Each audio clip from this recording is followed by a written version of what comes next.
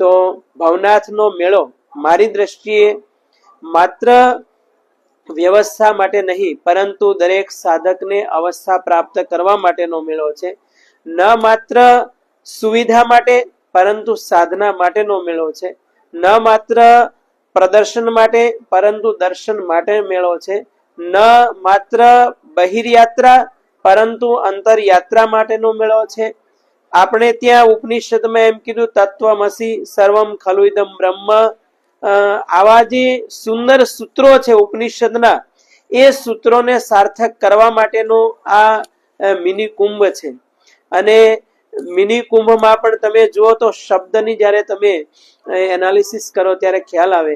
આપણે ત્યાં સનાતનીઓની મેન્ટાલિટી એવી તૈયાર થઈ છે કે અમૃત કુંભ એટલે અમૃતનો લિક્વિડનો ભરેલો એક ઘડો હશે, પરંતુ એવો અર્થ નથી. એ બહુ સ્થૂળ અર્થ છે. સૂક્ષ્મ અર્થ ઘડાનો, કુંભનો અર્થ થાય છે ઘડો, અને અમૃત કુંભનો અર્થ થાય છે અમૃતથી ભરેલો ઘડો.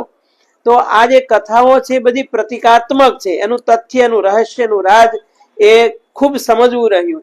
મારી દ્રષ્ટિએ ન અમૃતમ ઇતિ અમૃતમ એમ કીધું છે કે જેનો ક્યારે નાશ નથી પામતો.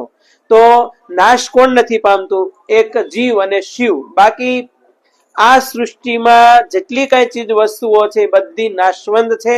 એટલા માટે અસ્થિર શરીરમાં એ સ્થિર તત્વને પ્રાપ્ત કરવું, એવો આ મિની કુંભનો અર્થ થાય છે.